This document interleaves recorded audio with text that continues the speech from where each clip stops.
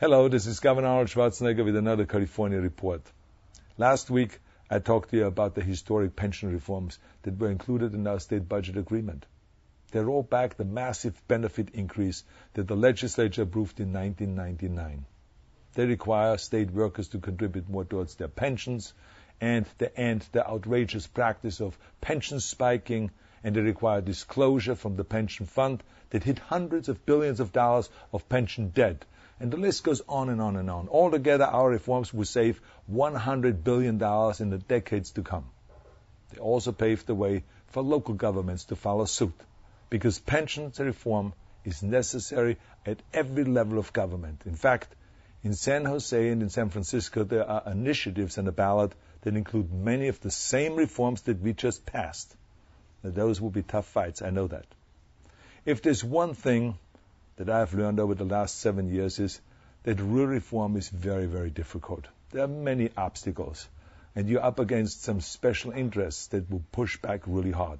In fact, let me just tell you a quick story about just how tough it was to get our reforms approved in the legislature.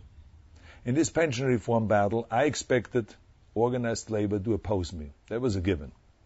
And since most Democrats are in bed with labor, I expected them to oppose me too. So I knew that. But what I was really surprised about is to see the Republicans also in bed with the same unions, only hidden under the sheets. Now let me explain. Last week, I was sitting in my office and watching all the budget votes. I was sitting at 2 a.m. I saw the education bill pass 27-8, and then the transportation bill 28-2, and then the health and human services bill pass, and so on and so forth. But the pension reform bill was one of the most important ingredients to our fiscal reform. All of a sudden got stuck. It couldn't get enough votes. A staff member came to me and he told me, he says, our pension reform bill is stalled because we are short of Republican votes. You mean Democratic votes, I corrected him. And he replied, no. We are short of Republican votes. I said, Republicans? I mean, a group who rails against government spending, the group who preaches fiscal responsibility, the group who accuses the opponents of being controlled by public employees unions. You mean those Republicans? Well, the fact was, it was true.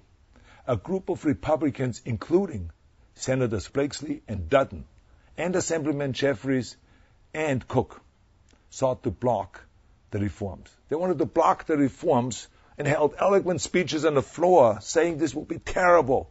Don't vote for this. We can't hurt the CCPOA, the prison guard union. This is unfair to them.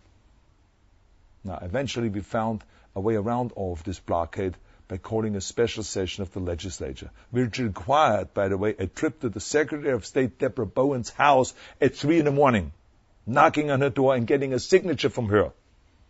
But this allowed us to pass the bill with a simple majority vote instead of the 2/3 vote.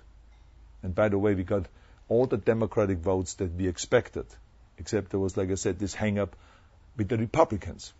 Now here's the most amazing part. After the pension reforms were passed, some Republicans, including Assemblyman Miller and Logue, changed their vote so that the official record would not reflect their opposition. Now think about that. Why would they do that? Not only did they try to block reform, but they did not even have the courage to publicly stand behind their action.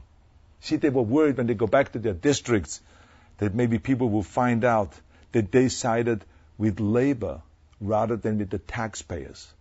Now, let's not forget that we are talking here about savings to the taxpayers of $100 billion over the next few decades.